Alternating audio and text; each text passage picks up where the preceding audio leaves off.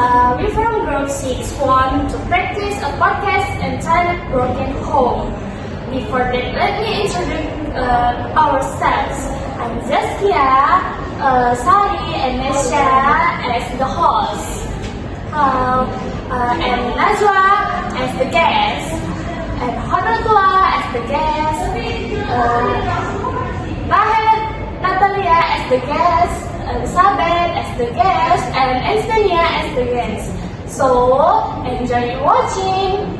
Welcome to Real Stories, Real Lives, the safe space where we talk about the things we usually whisper about. I'm Desya, and today we're talking about one of those topics that show up in so many Indonesian families. But it really gets honest discussion, the reality of homes that don't fit the perfect family image.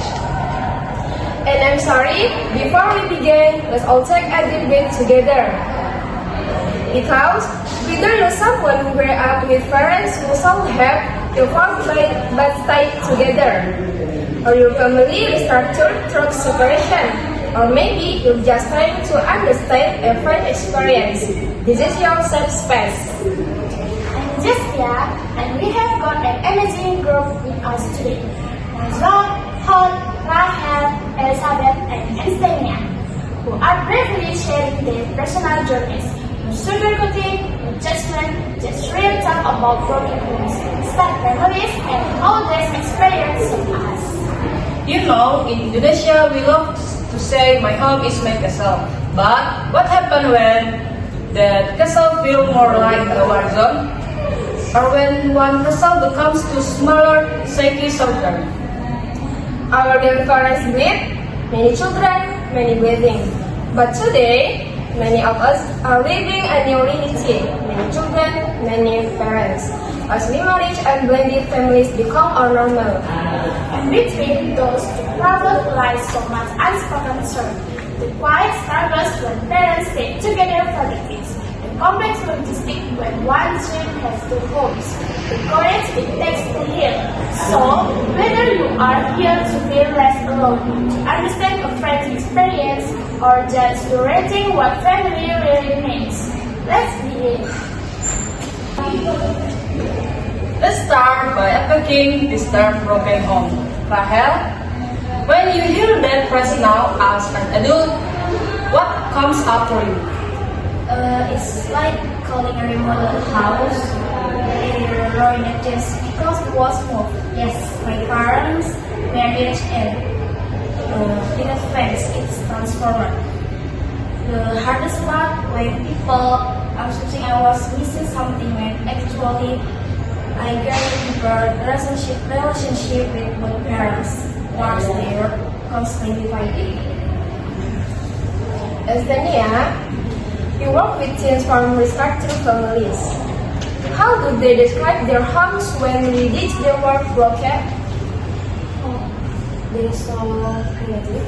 One girl said her was a million home. Different pieces that still function. The boy called his phone with the childless, but the kids broke and that the toxic. Homes, they describe versions. That's the real partner. When staying together causes more than make the experience. Have real but experience. What's the difference between having parents who divorce versus those who self-have? Divorce was a crime, fracture, painful but it healed. Their unhappy marriage, that was a festering wound. 15 years old before the kids martyrdom taught any twisted lessons about love. That it's supposed to hurt. That staying miserable is novel. It took therapy to unlearn it. How does this play out in our culture specifically? The tension between we must endure and children's actual needs. We all heard the whisper. That's what happened with broken home families that single mom. Or how they not make it work. Shaming couples who divorce, but when parents enter through daily training methods. That's not what the parents they slow poisoning. Children absorb through toxic pattern and replay them in their own relationship. So, a restructured home isn't inherently broken, and an intact home isn't inherently healthy. It's about the quality of connection, not the configuration. Let's talk about what nobody sees. The subtle ways that childhood experience shape us in adulthood. Najwa, you mentioned becoming a hyper-independent area. How does that actually play out in daily life?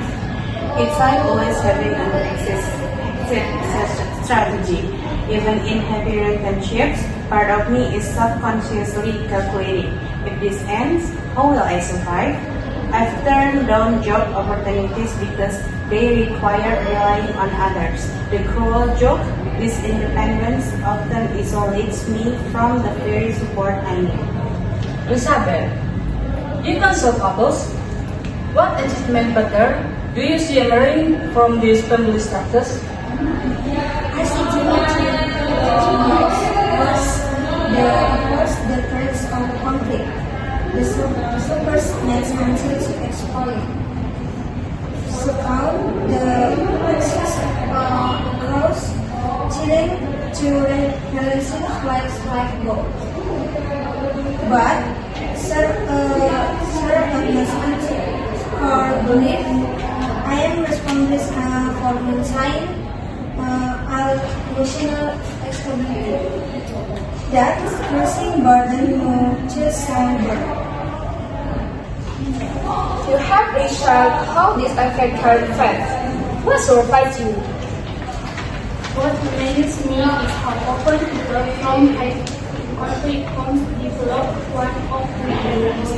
Either they become overachievers, constantly seeking validation with success, or they become self-saboteurs, unconsciously rejecting stability because it feels unfamiliar. The most recent part, the group report feeling the sum at times after losing their goals. How has this shaped your approach to parenting? I catch myself over-correcting. My doctor says I'm sick, and I jump into problem solving instead of just holding her. Why? Because in my childhood, sadness was an emergency to be fixed, not a normal feeling to experience. Because cycle means sitting with discomfort I was never taught to tolerate. Estania, what helpful message can be also considered how recording this pattern in themselves? Here's what neuroscience teaches us. Neural pathways around patterns. Every time you ask for help instead of white knuckling truth. Every time you stay present during knowing conflict instead of being. Every time you comfort yourself without saying, you're literally rewiring your brain. Healing is not about erasing the past, it's about expanding your present. Now that we have identified these patterns, let's talk about rewriting them. Hot, you have spoken about generational curse. What practical step can someone take when they notice themselves fighting their parents' behaviors? First, become a detective of your own reactions. That moment when you feel disproportionately angry about a small mess, check it back. Maybe it's not about the dishes, but your childhood chaos. Calm, create pause rituals for me is literally saying time out and talking to you before responding. Third, and most radical, practice leading people. Start small, ask a friend, pick your own story. As a therapist, what exercise do you recommend for someone who wants to develop healthier relationship models? I think what to call relationship ecology. First, know your family's conflict styles when they call it. It's called passive aggressive. That convert to your parents' next script. Writing they take a familiar scenario and why their clean voice called play hours. Only the more accidentally information likes my next are good. Why Getting a context, I felt until you start doing.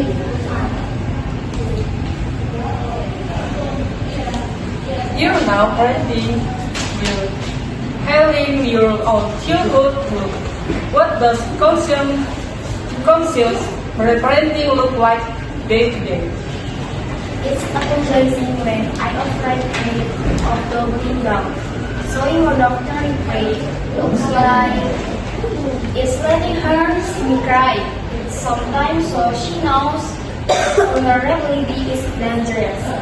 Most importantly, regularly asking myself, am I reacting to her now or to my past that caused us every day?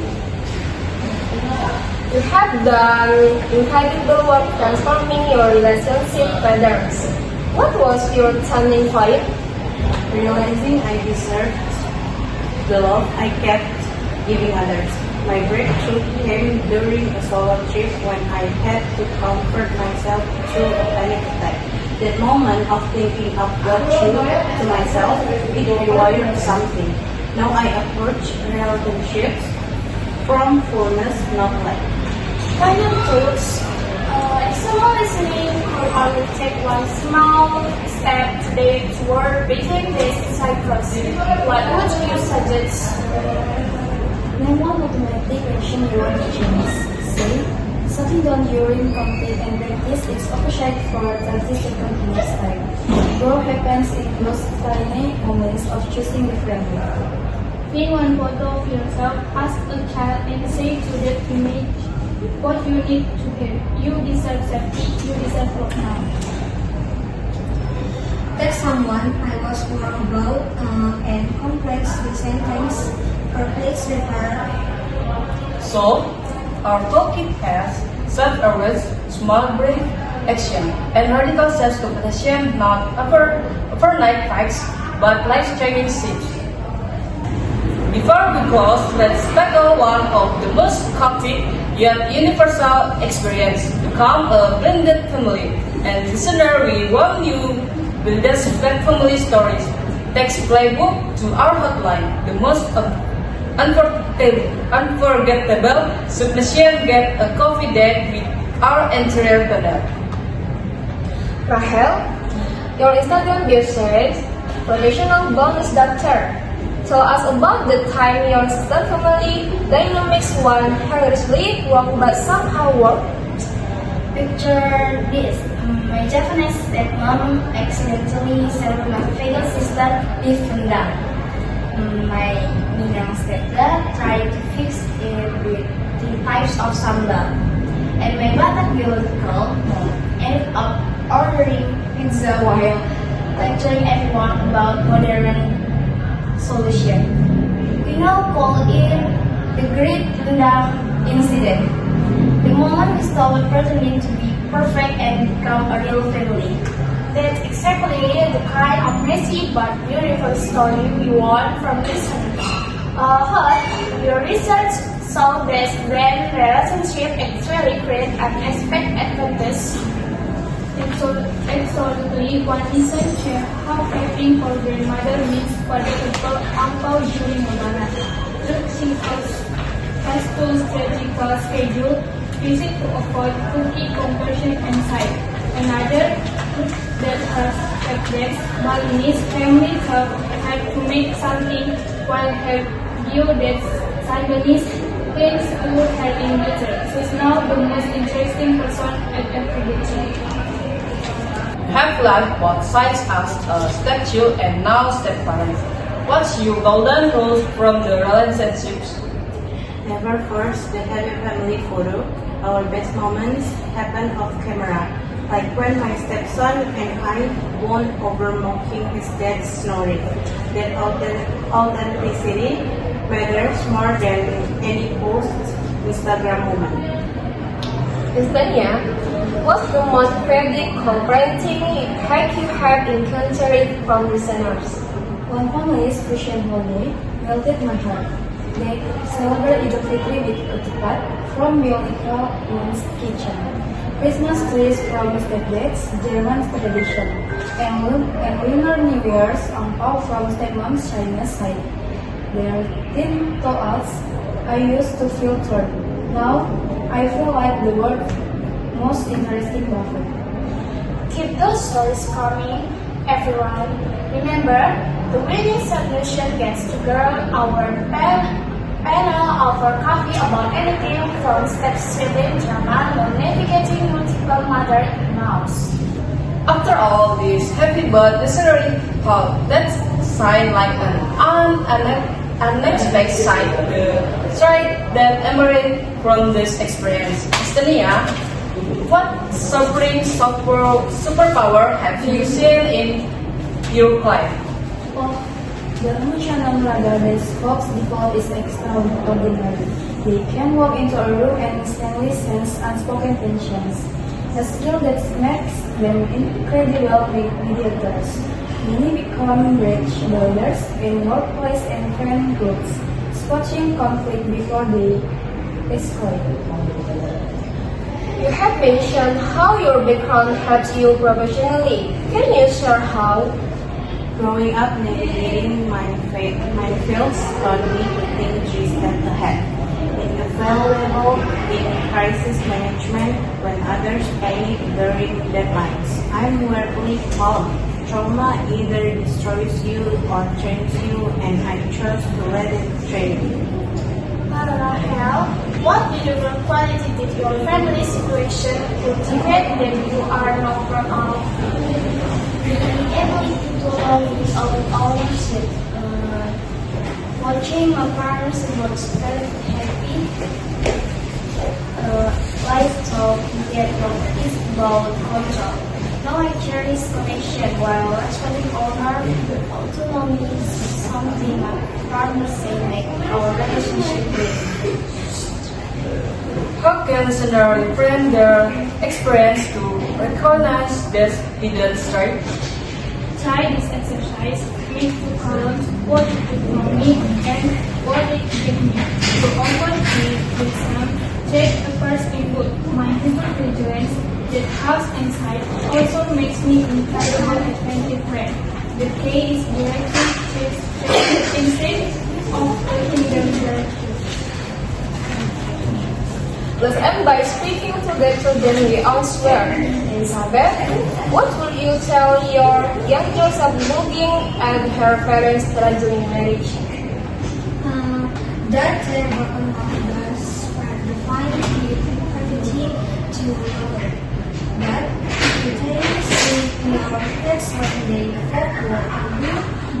One, you have your performance with it. And most importantly,